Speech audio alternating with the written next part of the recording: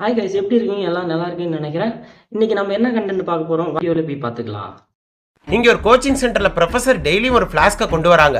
ஆனா இது வரைக்கும் அதை யூஸ் பண்ணி அங்க இருக்கிற யாருமே பார்த்தது கிடையாது. சோ உள்ள என்ன இருக்குன்னு அங்க இருக்கிற யாருக்குமே தெரியாது. இத பாத்துக்கிட்டே இருந்த ஒரு ஸ்டூடெண்ட் உள்ள ஏதோ திருட்டுத்தனமா மறைச்சு எடுத்துட்டு வராங்கன்னு போலீஸ்ல கம்ப்ளைண்ட் பண்ணிடுறான். அதை கேட்டதும் போலீஸும் அவங்க டீமோட கிளம்பி வராங்க. வந்து மஃப்டில ஸ்டூடெண்ட்ஸா உட்கார்ந்துருக்காங்க.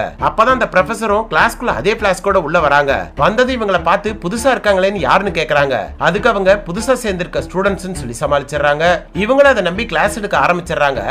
கொஞ்ச நேரத்திலேயே யாரோ சில பசங்க லேட்டா கிளாஸ்க்குள்ள வரானுங்க. அவனுங்க மூஞ்சி எல்லாம் பார்த்தா படிக்க வந்த மாதிரியே தெரியல. ஆனா ப்ரொஃபசர் அவனுங்களை பார்த்ததும் ஹோம்வொர்க் எங்கன்னு கேக்குறாங்க.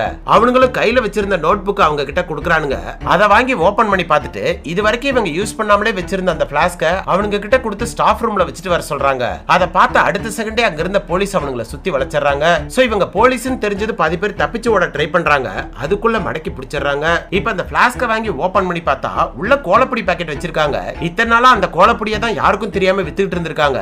அது மட்டும் இல்லாம இவங்க கிட்ட கொடுத்த அந்த நோட் புக்கை வாங்கி திறந்து பார்த்தா உள்ள பணத்தை மறைச்சு வச்சிருக்காங்க. சோ இதுக்காக தான் இவ்வளவு நேரமா போலீஸும் காத்துக்கிட்டு இருந்தாங்க. இப்ப தப்பிக்கவே முடியாத அளவுக்கு ப்ரொஃபசரும் கையும் களவமா மாட்டிக்கிறாங்க. இந்த மாதிரி வீடியோ நம்ம சேனல்ல தொடர்ந்து பார்க்கணும்னா நம்ம சேனலை சப்ஸ்கிரைப் பண்ணி வச்சுக்கோங்க. அடுத்தடுத்த வீடியோல பார்க்கலாம். Bye guys.